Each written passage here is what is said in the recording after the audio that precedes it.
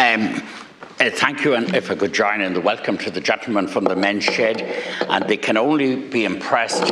I can see, like myself, looking over that they have a lot of accumulated life experience, as I have myself, and you can only be impressed that you're in the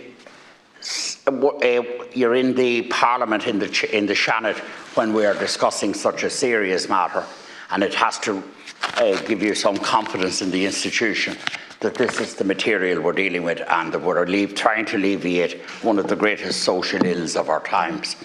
And I revert only in one sentence to what I said last night.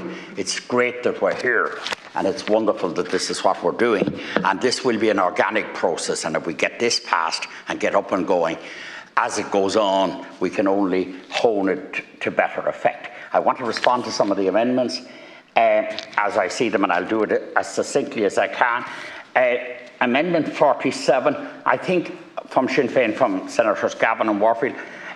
In principle, Minister, I would agree with the two senators that there is, of course, a merit in having people who have personal life experience and who have, thank God, come out at the other end.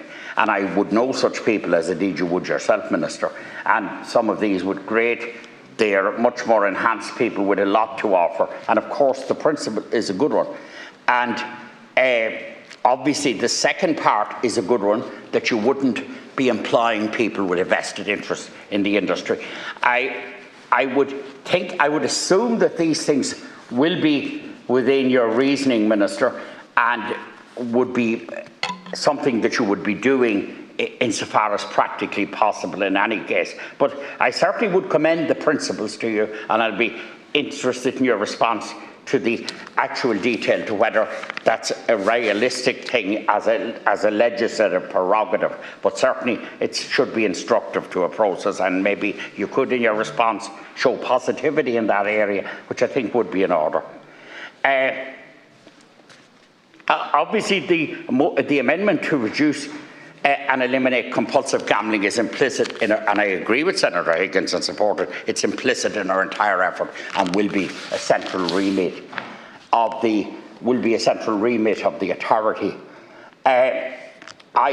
Senator Higgins rightly sets out and does it very eloquently and very passionately, all the difficulties to go with gambling. I've done that in the past myself. I don't propose to do that again, but I do think that some of your concerns, Senator Higgins, around supporting addicts, around helping addicts to recover, around the whole area of prevention, etc., will be dealt with by the social fund, that the social fund from the industry, that will be the function of the social fund to be used to deal with the results of addiction, etc. I would say to the Minister in this regard, and this has never properly happened, and I'd like him to bring this to government, and it's our duty to raise it in our respective parties as well, which I propose to do at a parliamentary party in future shortly. The Department of Health will have to take a larger key role here in publicly accepting their responsibility for the dealing with addiction and for the outworkings to bring an addict back to full life in society. That's a function of the Department of Health. It's a function that the Department have not ever properly budgeted for, have not properly addressed.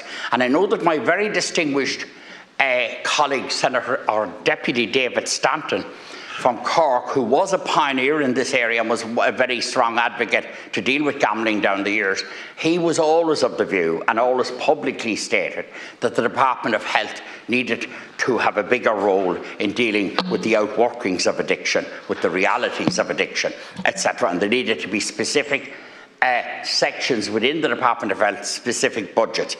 But I would think in a general sense that the social fund will deal with a lot of the issues rightly raised, important issues around supporting addicts, eliminating it, and of course it will be a function, I assume, and I'd like to hear the Minister, but of course I would assume that it's implicit in the role of an authority to advertise for prevention, to do all it can, apart from licensing, apart from legal interventions, etc., that it would be proactive in an education campaign to prevent. I would assume that's implicit in their role.